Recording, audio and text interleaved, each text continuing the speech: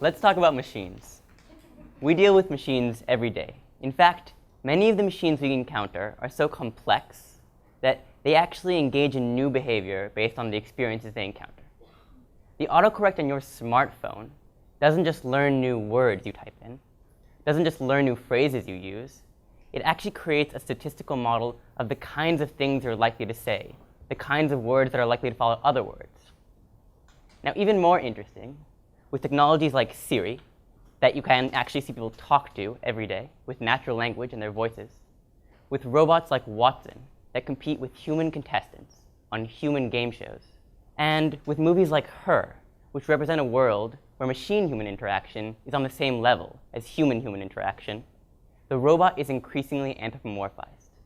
But I want you to take a step back with me, right?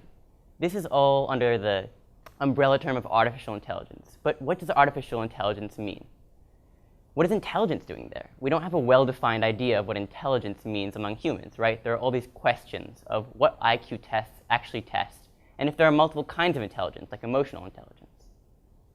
So why this phrase, artificial intelligence? John McCarthy coined it in 1955, and there's some controversy about that.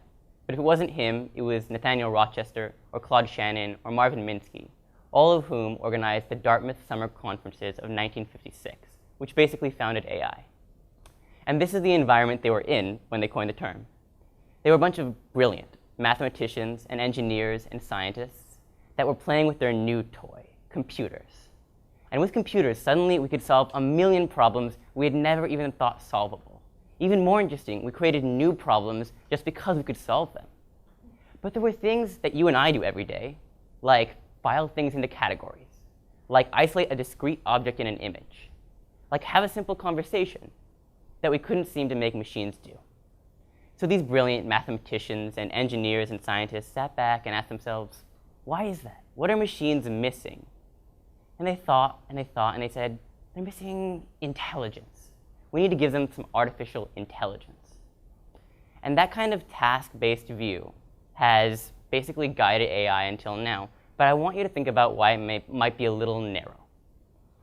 Claude Shannon, one of the founders of AI I already mentioned, wrote a paper called A Mathematical Theory of Communication, which is so important it created the blueprint for the way data transfer is done on every single device you'll ever use, including email, phones, everything.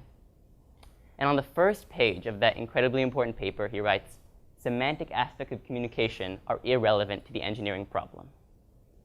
And if you think about Shannon and what he's trying to do, this kind of makes sense from his point of view, right? He's trying to get that binary digits from one side of the wire to the other, right? He doesn't care if those digits represent poetry, what's for lunch, me trying to get a job. It just doesn't matter to him.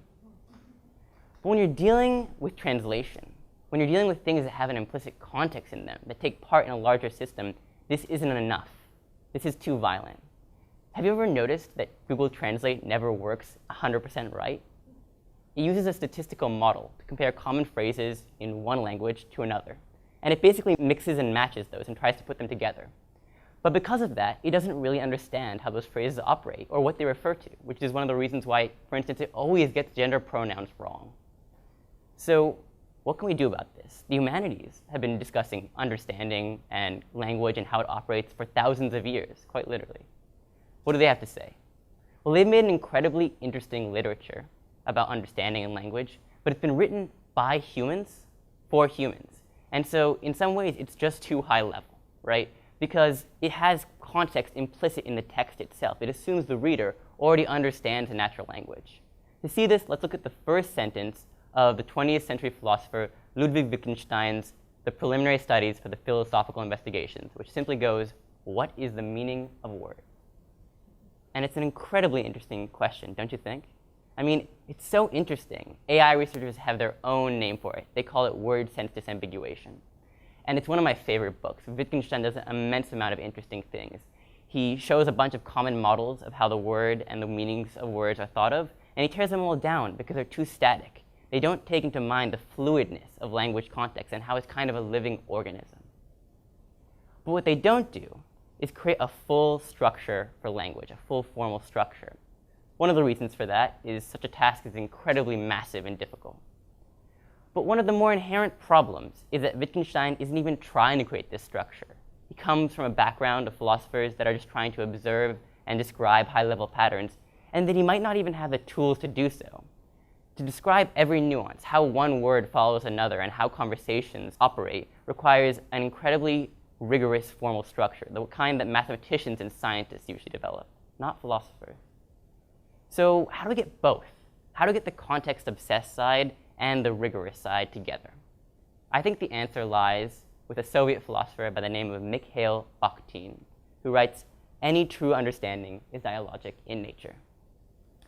Now, dialogic just means is informed by a dialogue. It's part of a two-sided phenomenon.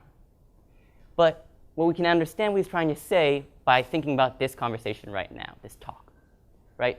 I'm saying things to you, and the meaning of the words to me is held in those words, but is also held in my understanding of the English language, the way I think those words go together.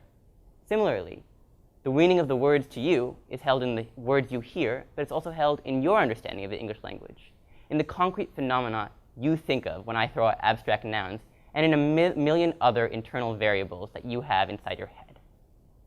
So where do we want to go with this, though? What do we want to do with this more contextual understanding of language? I'll tell you what I want to do. I want to create discursive machines. Now, discursive just means is capable of discourse, right? And a discourse is just an active exchange of ideas, a conversation with a narrative. And I want a machine capable of having a conversation like that with a human participant.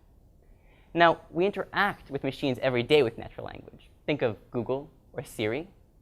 And there have even been attempts to make conversational machines, but they've been very weak. They've only been able to really learn new phrases and words and use very simple sentence structures. And to them, every new sentence was a new conversation. Obviously, with this new contextual understanding, that's not enough. We need to give the machine something more. And to see why and what that something more is, let's do a little thought experiment. Let's pretend there was a discursive machine right here standing next to me, and we gave it the opportunity to talk. What would it say?